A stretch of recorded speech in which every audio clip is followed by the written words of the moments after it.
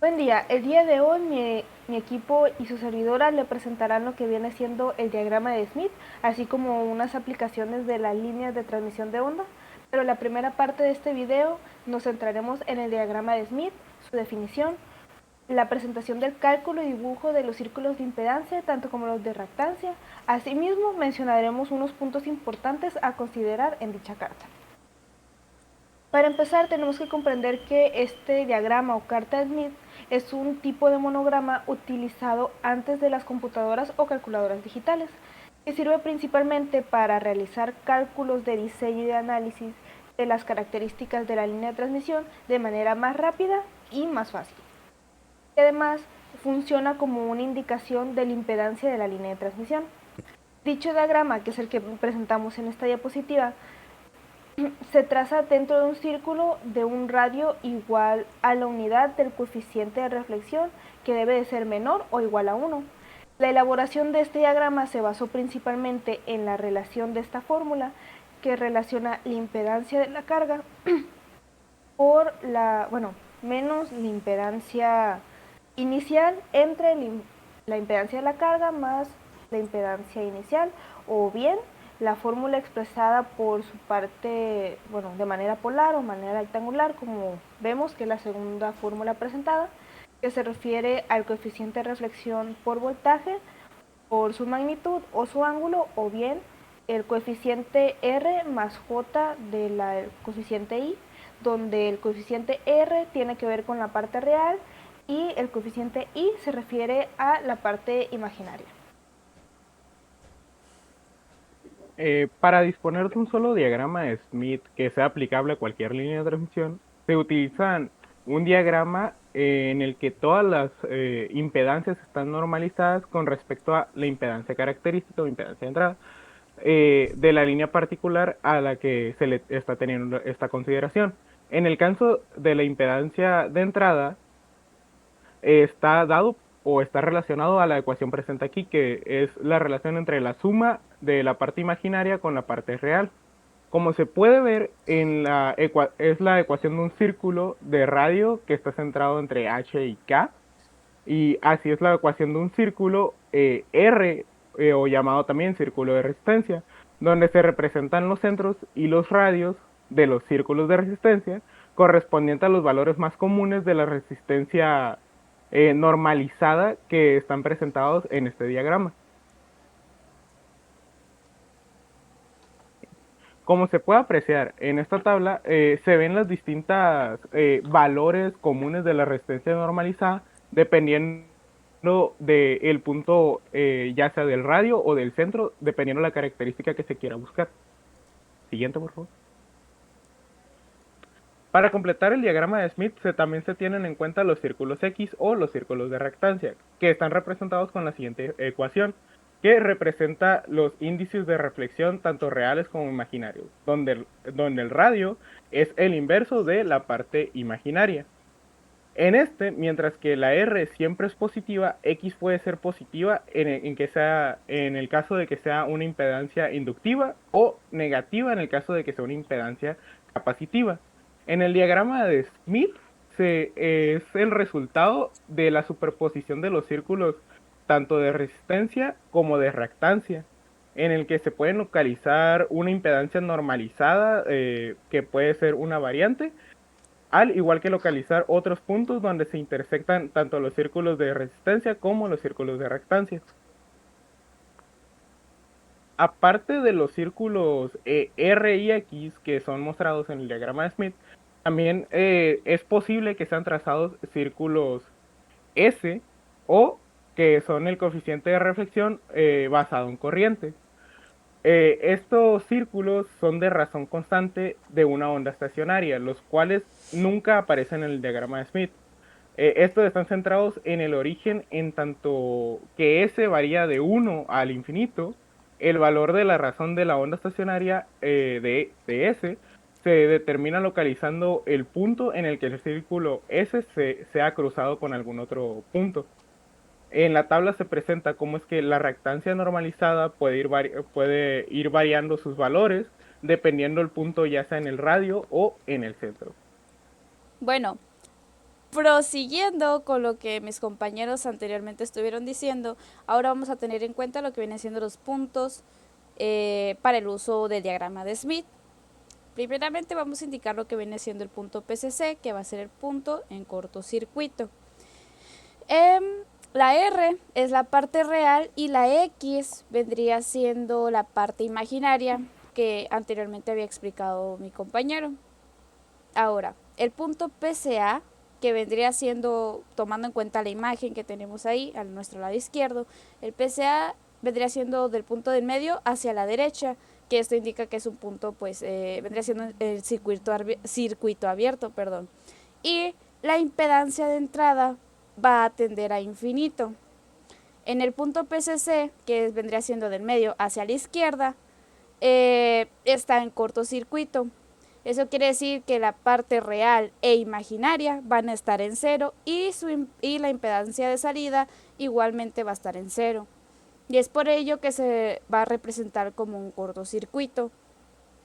Ahora, toda la línea que vemos como en la parte del medio del círculo representa pues un cortocircuito de la impedancia de salida. Siguiente.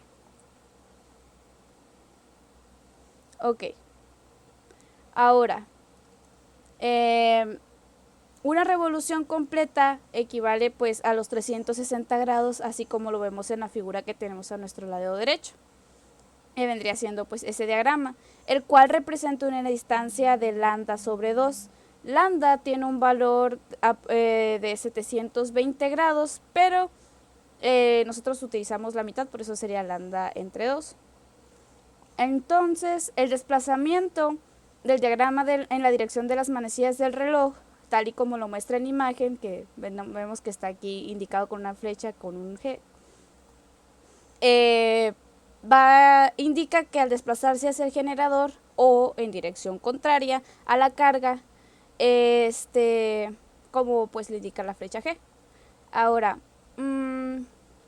por consecuencia lógica, el desplazamiento en la dirección opuesta a las manecillas del reloj va a equivaler a desplazarse hacia la carga o a la dirección contraria al generador, como le indica de igual manera pues la imagen que vemos a nuestro lado derecho. Y pues igualmente pues vendría siendo en la imagen, tenemos que vendría siendo la flecha número L, bueno, letra L. Ahora, en nuestra figura que tenemos en la parte de abajo vemos que se desprende que en la carga no tiene sentido moverse hacia la carga porque ya se está en la carga, y que lo mismo puede decirse respecto al extremo del generador. Ahora, para el punto número 3 tenemos que en la figura que tenemos del lado izquierdo, que vendría siendo el inciso A, el círculo ese gigante que tenemos aquí, pues se van a detallar lo que vienen siendo las 3 escalas en la periferia del diagrama. Estas son incluidas para mayor utilidad y tienen el mismo propósito, de modo que debería ser suficiente con solo una de ellas. Su fin pues es determinar en grados o longitudes de onda la distancia desde la carga o el generador, dependiendo el caso.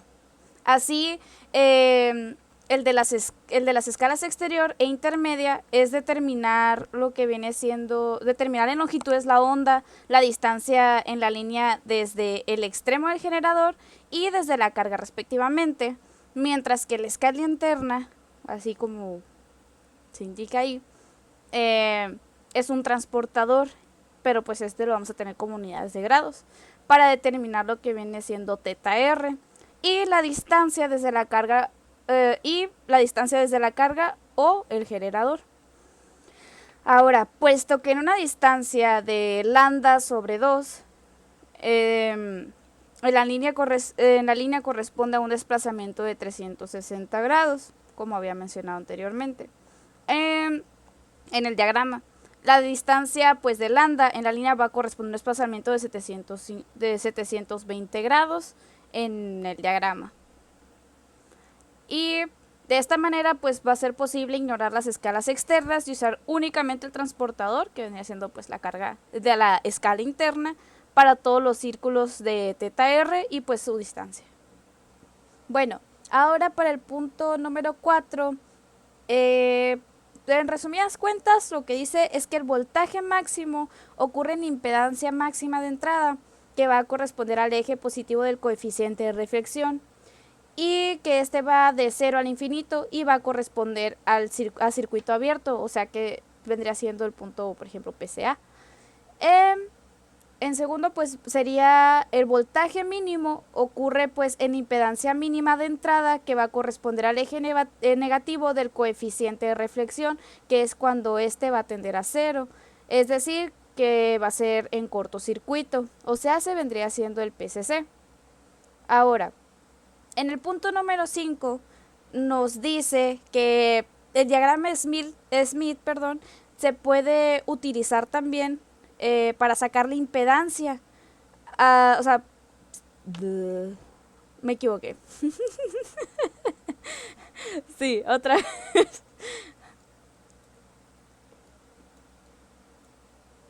Bien, ahora no diga nada. Otra vez. Una, dos, tres. Bueno, para el punto número 4, en resumidas cuentas, nos dice que el voltaje máximo ocurre en impedancia máxima de entrada, que corresponde al eje positivo del coeficiente de reflexión, y pues este tiende de 0 a infinito, que va a corresponder al circuito abierto, o sea, se vendría siendo el PCA. Ahora, el voltaje mínimo ocurre en impedancia mínima de entrada, que corresponde al eje negativo del coeficiente de reflexión, que es cuando este tiende a 0, es decir, en cortocircuito, o sea, se vendría siendo el PCC. Para el punto número 5, igual, el diagrama de Smith sirve para sacar impedancia, pero también podemos usar este diagrama para sacar la admitancia, ya que vendría siendo el inverso de este. Bueno, por último, para concluir con los conocimientos o lo que les hemos explicado anteriormente, veríamos un ejercicio donde utilizamos el diagrama de Smith, siendo uno de los más sencillos que podemos encontrar para su utilización. En dicho ejercicio nos plantea que tenemos una línea sin pérdidas de 70 ohms y que tiene un coeficiente de reflexión de 1.6 y que a su vez el coeficiente de reflexión por voltaje, su ángulo es de 300 grados con una distancia de 0.6 lambda. Entonces lo que nos pide pues es el valor de este coeficiente por voltaje completo, nos pide la impedancia de salida así como la impedancia de entrada. Los 70 ohms corresponden a nuestra impedancia inicial. Tenemos pues el coeficiente que es ese y los grados. Hasta ahí son los datos que nos proporciona el problema. Entonces para el primer inciso, antes de poder comenzar a trazar, lo que hacemos es tomar el valor de ese y pues ponernos o buscar dicho punto en la línea central, en este aquí, que es la que corresponde aquí en 1.6. Tomamos un compás y trazamos una circunferencia. Dicha circunferencia nos va a marcar los voltajes máximos y mínimos de esta línea, así como a su vez que corresponden a la impedancia de entrada y de salida. Que estos valores vienen siendo valores normalizados, como se comentó anteriormente.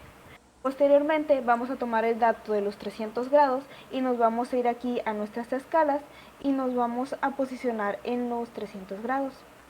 El detalle aquí, no se alcanza a apreciar, pero en dicha gráfica vemos menos 60 grados. Esto es porque en la gráfica de Smith o en este modelo comenzamos de 0 a 180 y los valores de aquí abajo corresponden pues, de 180 a 360, pero se nos vienen presentados como ángulos negativos. En este caso lo que hacemos es tomar nuestros 300 grados y restárselo a 360 y es lo que corresponde a los grados que tendríamos aquí abajo. Entonces ya teniendo los 60 grados, marcamos un punto en nuestra escala y trazamos una línea recta del punto que hemos tomado hacia el centro y el punto en el que cruce dicha línea con la circunferencia la vamos a llamar P y este punto corresponde a nuestra impedancia de carga normalizada. Y es el dato que obtenemos anteriormente, que como ya hemos explicado, para sacar las coordenadas aquí nos fijamos en qué valor tiene en estas circunferencias completas, que viene siendo nuestra parte real, y qué valor toma en nuestras circunferencias medias, por decirlo así, que son simplemente la mitad, que corresponden a nuestra parte imaginaria, que en este caso sería la negativa. ¿Qué es lo que venimos presentando aquí? Nuestra ZL normalizada corresponde a esto según el punto P. Para encontrar el valor real, lo único que hacemos es multiplicarlo por nuestra impedancia inicial, que en este caso corresponde a los 70 ohm. Entendemos como resultado que nuestra impedancia de salida es 81.2 menos J35 ohms. Y para el caso de sacar nuestro coeficiente, o sea, su magnitud, lo que tenemos que hacer es tomar una regla y medir el valor en centímetros del centro al punto P y del centro al punto Q, que viene siendo la orilla que tenemos aquí, que corresponde pues al valor donde cruza por haber marcado los 60 grados. Y lo que hacemos es anotar estos datos y dividirlos entre sí, como la fórmula aquí. Medimos la distancia, que en nuestro caso fue 1.85 entre los 7.8, y el valor que nos da en nuestra magnitud. Y ya teniendo el ángulo, pues lo único que hacemos es terminar de reescribirlo como corresponde, teniendo 0.2371 con 300 grados. Después, para nuestra impedancia de entrada, se vuelve un poquito más complejo, pues tenemos que movernos en base al 0.6 lambda, que es la distancia que tiene entre nuestra impedancia de entrada y la de la carga. En este caso, tenemos que aquí, siguiendo las escalas, tenemos un 0.734 lambda, que es en donde cae la distancia de la impedancia de salida. Entonces lo que hacemos a este valor le sumamos 0.6 y nos da 0.934 lambda. Pero en este caso le restamos 0.5 porque nuestra escala solo llega de 0.25 a 0.5. Entonces al restarle 0.5 es como si representáramos una revolución que da completa, y lo que resta es el valor en el que nos vamos a mover. En este caso hacia el generador, que es en el sentido de las manecillas del reloj, debido que el punto en el que nosotros tenemos aquí es nuestro punto de carga.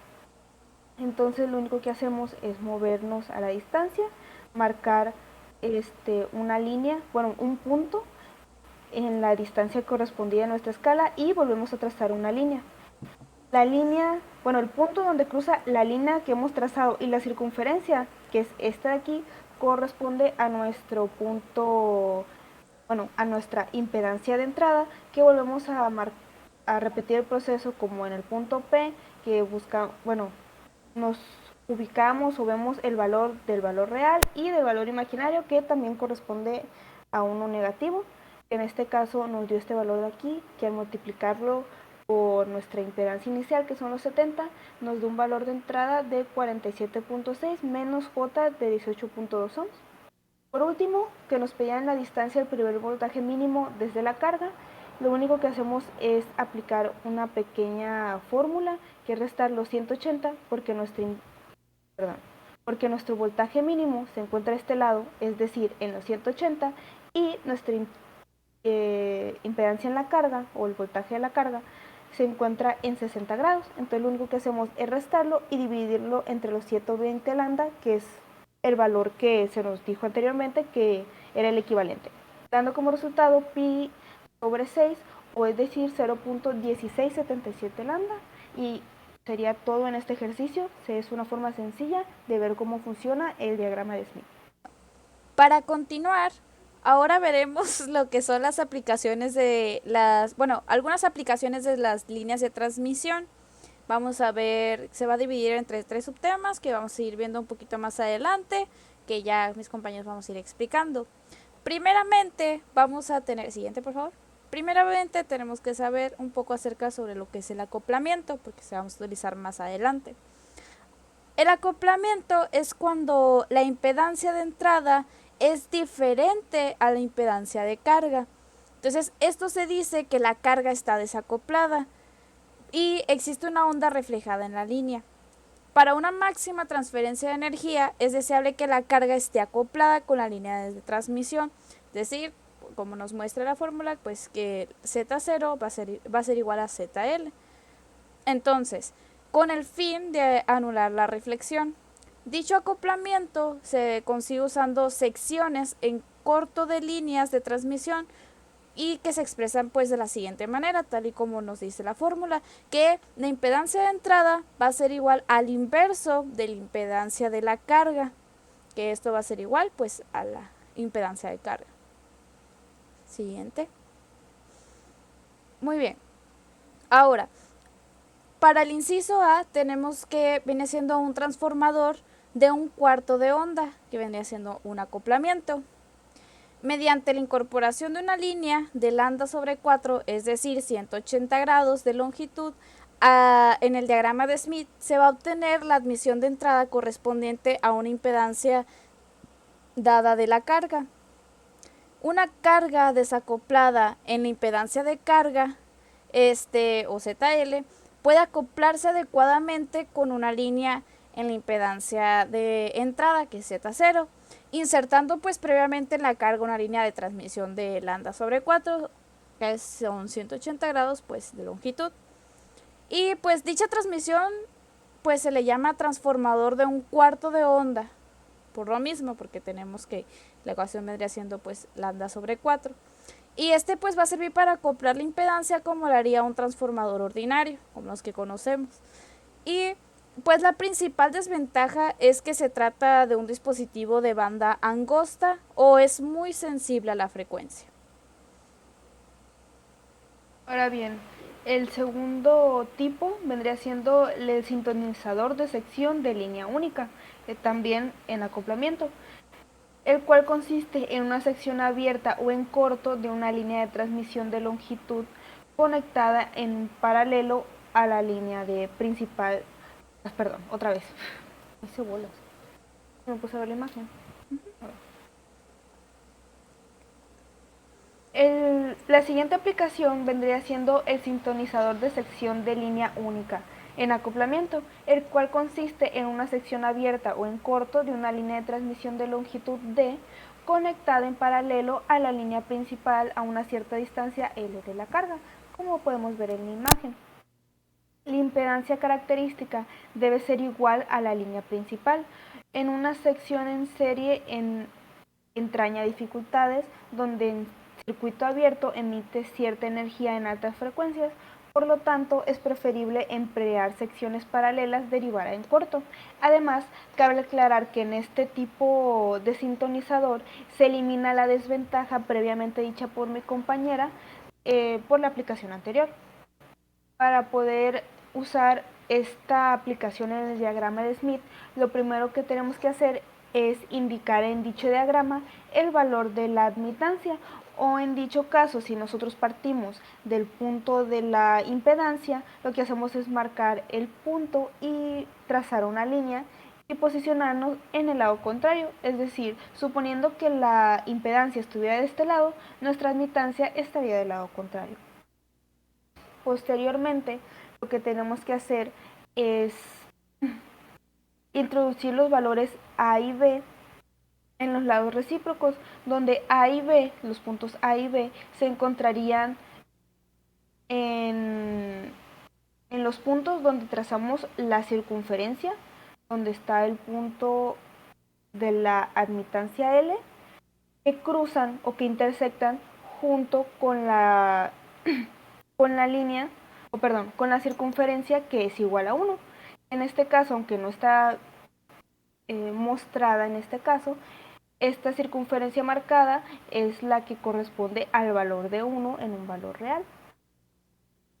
Posteriormente nos damos cuenta de cuáles son los valores de A y B según las coordenadas y pasamos a mostrar o a obtener lo que vienen siendo las distancias que van a ser las que ocuparemos en estos casos, donde si lo trasladamos al diagrama de Smith, los puntos A y B corresponden a estos dos puntos que encontramos aquí, y las distancias vendrían siendo las necesarias que necesita pues la longitud de la distancia en el corto.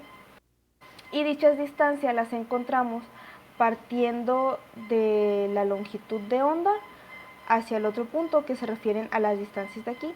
En este caso empezamos del circuito abierto y buscamos según las escalas los valores que tenemos a partir de aquí en valores de lambda, que según tengo entendido aquí empieza en punto 25 hacia el valor que habíamos encontrado anteriormente, y lo mismo para la otra distancia, entendiendo que las distancias, bueno, de la suma de A y B sería igual a pi medios o 180 grados.